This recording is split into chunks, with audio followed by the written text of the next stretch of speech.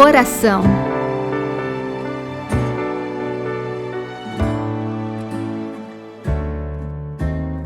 Olá, meu irmão, minha irmã, sou o Padre Leomar Ribeiro, diretor nacional da Rede Mundial de Oração do Papa no Brasil, o Apostolado da Oração e o Movimento Eucarístico Jovem. Hoje, terça-feira, nosso programa Caminho do Coração, dia de Nossa Senhora de Guadalupe, 12 de dezembro. Nós queremos conversar um pouco sobre essa devoção, as aparições de Nossa Senhora de Guadalupe ao indígena Juan Diego. Aconteceu no período de 9 a 12 de dezembro de 1531. Guardem a data, 1531. 31 anos depois da descoberta, da chegada dos europeus aqui no Brasil. Naquela época, no México, se cultuavam vários deuses considerados pagãos, os deuses dos indígenas, dos astecas, dos maias, sobretudo. E acreditava-se também que esses deuses, como os indígenas, guerreavam entre si. Como eles, muitas tribos faziam sacrifícios aos deuses e os sacrifícios humanos também. Os missionários, então, encontram-se desanimados por causa da dureza dos corações e de tanto sangue que era derramado, seja pelos sacrifícios, seja depois pelas lutas contra os indígenas e os espanhóis. O império dos astecas praticamente se acabou com a chegada de Hernán Cortés, esse espanhol, que chegou em 1521. O vidente de Nossa Senhora de Guadalupe, o indígena Juan Diego, pertencia exatamente à raça indígena dos astecas. Ele nasce em 1474, num povoado próximo à Cidade do México. Em 1525, ele e toda a sua família vai se converter ao catolicismo, ao cristianismo. Recebe então o batismo. Não tinha filhos, ficou viúvo, se casou, sem filhos, ficou viúvo em 1529 e viveu até os 74 anos de idade.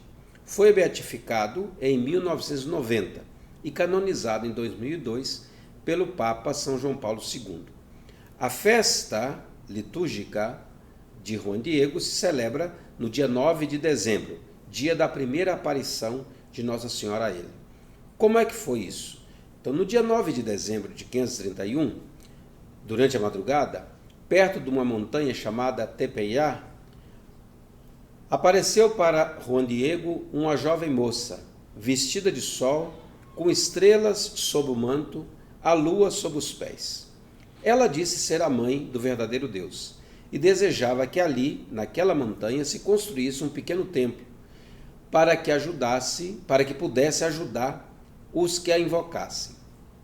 Quando Juan Diego, a pedido dessa jovem, foi contar ao bispo Zumárraga, ele nada acreditou. No dia seguinte, Juan Diego explicou à jovem mãe que o bispo considerou invenção da sua cabeça o que ele disse.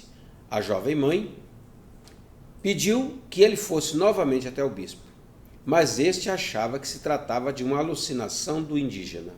E então pediu um sinal, pediu um milagre. Ao invés de ir falar com o bispo novamente, Juan Diego foi cuidar do seu tio, Juan Bernardino, e este pediu um sacerdote para se confessar. O sobrinho foi buscar um sacerdote, desviou do caminho de Tepejá, da montanha, mas a jovem mãe o interpelou e lhe disse essas palavras conhecidas: por que te preocupas? Não estou eu aqui, que sou tua mãe? Não estás sob a minha sombra? Não sou eu a fonte de tua vida? Não estás, porventura, nas costuras do meu manto e em meu regaço? De que outra coisa você precisa? Assim, Juan Diego foi cumprir o que a jovem mãe pediu, e nesse período seu tio ficou curado. Sobre o sinal que o bispo pedira a Juan Diego, Nossa Senhora pediu ao indígena que fosse colher algumas rosas nas colinas ao redor e as levasse até ela. Ali, onde a jovem mãe indicou, Juan Diego, não era um lugar onde se brotasse muita flor, pois tinha muitos penhascos, montanhas, pedras, abrolhos, espinhos. Era inverno, tinha muito gelo, porém ali estavam as rosas de Castela, as maiores rosas, muito perfumadas, repletas de orvalho, que ela pediu que Juan Diego as buscasse. Juan Diego cortou as rosas, as colocou na sua tilma, na sua capa, no seu poncho. Quando as entregou à jovem mãe, esta recolheu essas rosas com sua mão e mais uma vez as colocou no manto. Pediu que Juan Diego então dissesse ao bispo que visse nelas, nas rosas, a sua vontade e que ele tinha que cumpri-la. E que Juan Diego só desdobrasse o manto, a tilma, diante do bispo e ele descobrisse o que o indígena levava ali. Quando Juan Diego chegou à casa do bispo, os serventes do bispo fingiram que não o escutavam, mas tomados de curiosidade pela insistência do indígena e pelo que ele carregava, foram falar com o bispo. Dom Zumárraga se lembrou da prova que havia pedido e recebeu então Juan Diego. Após ouvir a mensagem de Juan Diego, quando o bispo abriu o manto, eis a belíssima e perfumada rosa, ou as rosas de Castela, e uma imagem apareceu no manto do índio, naquele momento. Dom Juan de Zumárraga ajoelhou-se perante a imagem e chorou. Pediu perdão por não ter acreditado em Juan Diego e obedeceu às ordens de Nossa Senhora. Pediu que Juan Diego lhe mostrasse onde ela queria que fosse erguido o seu santuário, o seu templo.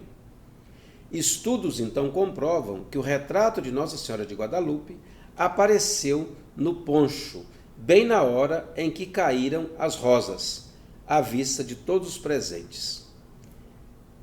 Existe, portanto, no manto a posição de 46 estrelas, que correspondem à situação em que estavam sobre a América, do Alasca até a Patagônia, no inverno do ano de 1531, no dia 12 de dezembro, às 10 horas e 36 minutos. No lado direito, as estrelas correspondem às nações americanas do hemisfério norte. Do lado esquerdo, sobre o coração, estão as estrelas correspondentes ao Brasil e às nações do hemisfério sul. As cores do manto e a túnica são as cores da rainha dos astecas. Esse poncho de fibra vegetal, feito de maguey, uma planta muito comum naquela região do México, das quais se extrai, essa fibra têxtil, era usada pelos mais pobres para tecer as suas roupas, exatamente feita à mão. Chamava-se esse tecido de ayate. Esse tipo de tecido dura em média 5 anos, quando é muito bem cuidado.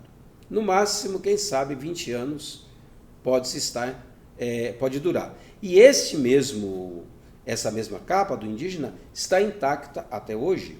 Muitos exames feitos depois, não existia naquela época e nem existe hoje uma tinta que corresponde à usada no poncho, na tilma. A imagem não é pintura. A NASA, que fez um longo estudo sobre isso a partir do ano de 1979, fotografou com filmes normais, com filmes especiais, mais de 40 fotos em fotografias infravermelhas, 60 fotos em computador, 2 anos de estudos. Técnicos, então, de várias companhias, na época estudaram também essas fotografias e descobriram primeiro que não é uma impressão gráfica. Os detalhes, o manto, a túnica são originais, nunca foram retocados. Os cientistas puderam passar raios lasers paralelamente à tela sem tocar a imagem. A imagem está separada da tela 0,3 de milímetros. A imagem está como que suspensa no ar. Os olhos de Nossa Senhora parecem vivos. Os olhos, quando usados, quando vistos, através de aparelhos ópticos, esses olhos refletiam a luz como se fosse um espelho. Ganhavam brilho, profundidade, como se fossem vivos. Isso não pode ser feito em pinturas ou fotografia, nem mesmo com os olhos humanos que não estejam vivos. Aparecem 12 figuras humanas nos olhos de Nossa Senhora, representando a cena do momento em que Juan Diego abre a tilma diante do bispo Dom Juan Zumárraga. O Papa Francisco, numa das suas homilias, recordou que Nossa Senhora de Guadalupe chegou às terras abençoadas da América para consolar, para atender às necessidades dos pequenos, sem excluir ninguém, para envolvê-los como uma mãe cuidadosa com a sua presença, o seu amor e o seu consolo. É nossa mãe mestiça, diz o Papa. Ela veio para acompanhar o povo americano neste caminho tão difícil, de pobreza, exploração, colonialismo socioeconômico, cultural. No grande e doloroso cruzamento da nossa história atual, nós não estamos sozinhos, porque Deus continua a nos enviar a sua mãe, a mãe de seu filho. Embora em muitos momentos amargos de guerras crescente que nós estamos vivendo, de fome, de pobreza, de sofrimento, embora nesse horizonte se pareça muito sombrio e desconcertante tudo que nós vivemos, às vezes até mesmo com pensamentos de pressar de destruição, de desolação, porém a fé, o amor, nos ensina e nos diz que este também é um tempo propício de salvação, no qual o Senhor, através da Virgem Maria e mestiça, continua a nos dar o seu Filho, que nos chama a sermos irmãos, para deixar de lado o egoísmo, a indiferença, o antagonismo, convidando-nos a nos encarregarmos rapidamente uns dos outros, para alcançarmos nossos irmãos e irmãs esquecidos, descartados por nossas sociedades, tantas vezes consumistas e apáticas. Esta mesma mãe continua a nos dar seu filho, sem demora, pois é a mãe apressada, a mãe solícita, a mãe que sai ao encontro. Portanto, que a Virgem de Guadalupe nos abençoe hoje, nos proteja sempre, nos guarde nos seus olhos também, para que nós possamos, atentos às realidades dos nossos irmãos, também alargar o nosso olhar, estar atento ao bem que nós devemos fazer.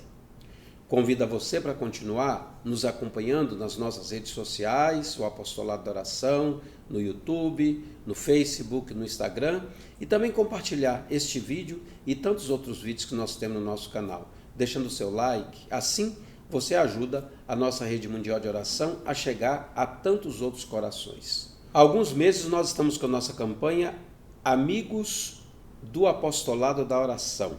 Essa nossa campanha que é também fruto de todo o nosso empenho missionário de chegar a tantos corações. Que Nossa Senhora possa animar os vossos corações, vos abençoar, para que um coração amigo, um coração disponível, um coração humilde, possa também colaborar com tantos outros corações. Um grande abraço e até o nosso próximo encontro, se Deus quiser. Oração ao Sagrado Coração de Jesus. Ó coração de Jesus, meu Salvador, que depois de ter derramado o vosso sangue na cruz até a última gota, imolai-vos todos os dias na missa. Eis-me diante de vós, desejando ardentemente corresponder aos apelos de vossa imensa caridade. Prometo empregar todos os esforços para que o vosso reino seja ampliado nas comunidades, nas famílias e nos corações de todos. Jesus, manso e humilde de coração, fazei o nosso coração semelhante ao vosso.